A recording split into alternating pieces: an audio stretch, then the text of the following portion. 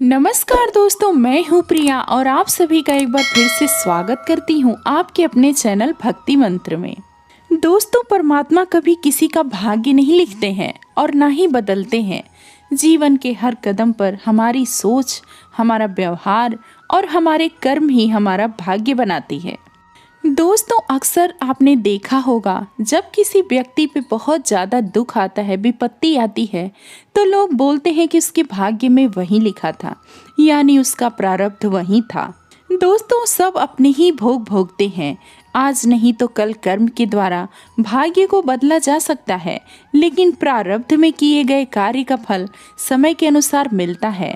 कर्म से ही भाग्य की उत्पत्ति होती है और कर्म से ही निवृत्त परमात्मा भी है। दोस्तों, भाग्य में लिखा हुआ उसे कोई टाल नहीं सकता। हमें अपनी तरफ से अच्छा कोशिश करना चाहिए और करते रहना चाहिए।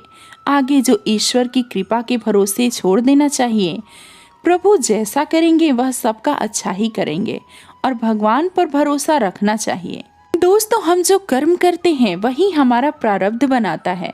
जिस प्रकार से आज किसान गेहूं खा रहा है, क्योंकि कल गेहूं बोया था और आज चावल बोएगा, तब कल वो चावल खाएगा। यानी कि जो वो कर्म करेगा वही उसी का परिणाम उसका भाग्य बनाएगा, उसका प्रारब्ध बनाएगा। कर्म तो करने ही पड़ते हैं। दोस्तों, गीता में भी भगवान श्री कृष्ण ने कहा है कि कर्मण्येवाधिकारस्ते मा फलेषु कदाचन, अर्थात आप अपने कर्म करते रहिए, फल की चिंता न करिए। दोस्तों, अक्सर कभी ऐसा भी होता है कि कोई छोटा बच्चा है वो बीमार हो जाता है। लोग कहते हैं कि इसने कौन सा बुरा कर्म किया होगा जिसका फल इसको मिल रहा है। दोस्तों, शास्त्रों वेदों में ये सब बताया गया है कि जो हमारे पूर्व जन्म के कर्म होते हैं, अच्छे हो या बुरे हो, वही हमारे भाग्य का निर्माण करते हैं और उसी के हिसाब से मनुष्य इस जन्म में भी फल भोगता है। अगर पुराने जन्म के अच्छे कर्म होते हैं तो सुख भोगता है और बुरे कर्म होते हैं तो बुरा भोगता है। इस जन्म में आप जो कर्म करेंगे उसका फल आपको इसी जन्म में मिलेगा, लेकिन अगर आप उसका पूरा फल नहीं मिल पाएगा तो वो आपके अगले जन्म में आपको मिलेगा। ये बुरे कर्म अच्छे कर्म के फल तब तक मिलते रहेंगे और तब तक आपको बार बार जन्म लेना पड़ेगा, जब तक कि आपके कर्म के फल, अच्छे और बुरे कर्मों का फल समाप्त न हो जाए। दोस्तों, कहते हैं कि हमेशा अच्छे कर्म करना चाहिए। ऐसे कर्म करना चाहिए जिससे किसी को तकलीफ न हो, किसी को दुख न हो, किसी को कष्ट न हो, और वही हमारे अच्छे कर्म माने जाते हैं। कर्म तो करना जरूरी है, हर व्यक्ति करता है। और कभी कभी ऐसा भी होता है कि हम अपने जानने में अच्छा कर्म करते हैं, लेकिन किसी को कष्ट हो जाता है, किसी को परेशानी हो जाती है अनजाने में भी, और वो हमारे बुरे कर्म बन जाते हैं। जो हमारे भाग्य में होता है वो हमें झेलना ही पड़ता है, मिलता ही है। लेकिन अक्सर लोग बोलते हैं कि ये तो कलयुग है, जो जितना बुरा कर्म कर रहा है उतना ही खुश है, उतनी ही तकलीफें नहीं है, उतने ही शान शौकत मान सम्मान की जिंदगी जी रहा है, ऐशो आराम कर रहा है। जो लोग सीधे हैं, शांत हैं, जो लोग अपने कर्तव्य का निर्वहन अच्छे तरीके से करते हैं, ईमानदार हैं, वो व्यक्ति कष्ट में है। ऐसा क्यों है? तो दोस्तों, इसका सिंपल सा जवाब यही है कि जो हमारे पूर्व जन्म के कर्म हैं वो हमारे आगे आते हैं। इस जन्म में भले ही हम अच्छे कर्म कर रहे हैं, लेकिन हमारे पुराने जन्म का कुछ न कुछ ऐसा कर्म है, उसका फल हम इस जन्म में भोग रहे हैं। अगर सरल तरीके से समझा जाए तो दोस्तों, इसका मतलब ये होता है कि हमें दूसरों को देखकर नहीं सोचना है, हमेशा हमको सही कर्म करना है। यानी ऐसे कर्म करना है। अच्छा कर्म क्या होता है? अच्छा कर्म ये होता है कि हमारी वजह से किसी को तकलीफ ना हो। भगवान श्री कृष्ण ने कहा है कि हर जीव के अंदर मैं हूँ, चाहे वो कुत्ता है, बिल्ली है, कुछ भी है, कोई भी जीव जानवर है, कोई आवारा कुत्ता ही है या फिर कितना भी बुरा मनुष्य है, उसके अंदर मैं हूँ।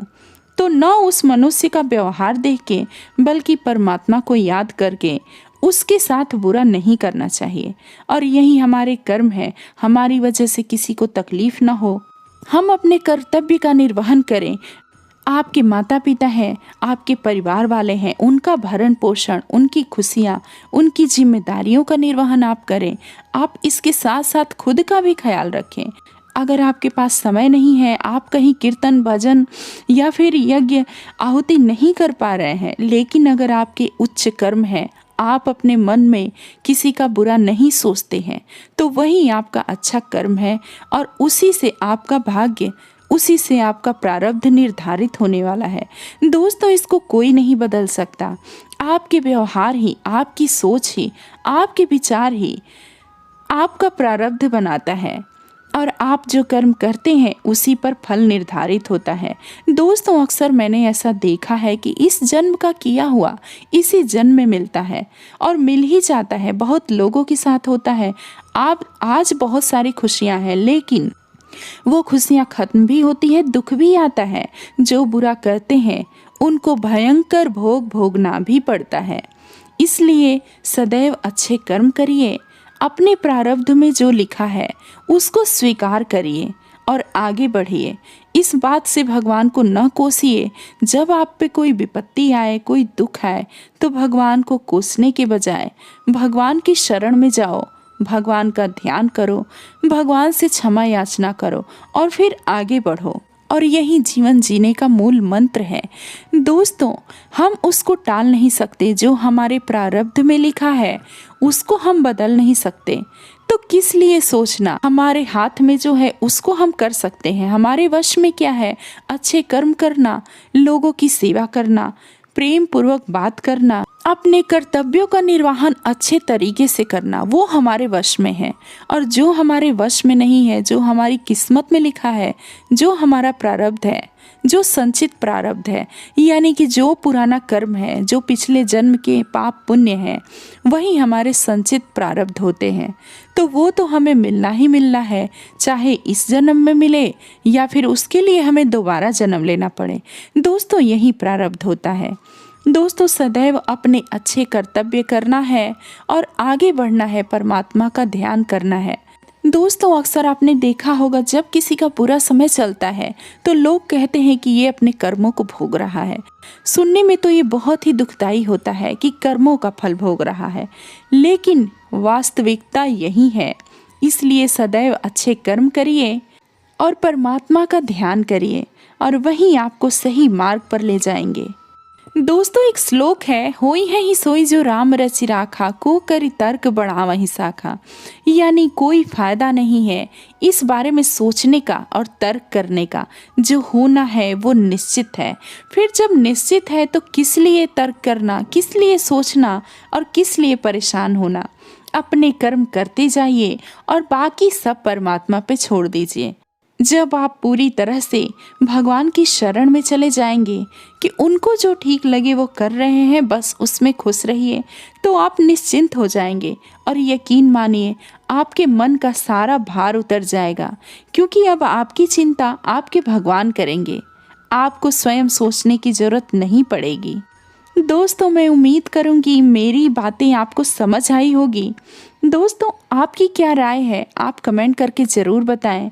दोस्तों, मिलते हैं कुछ और नई जानकारी के साथ। तब तक के लिए राधे राधे।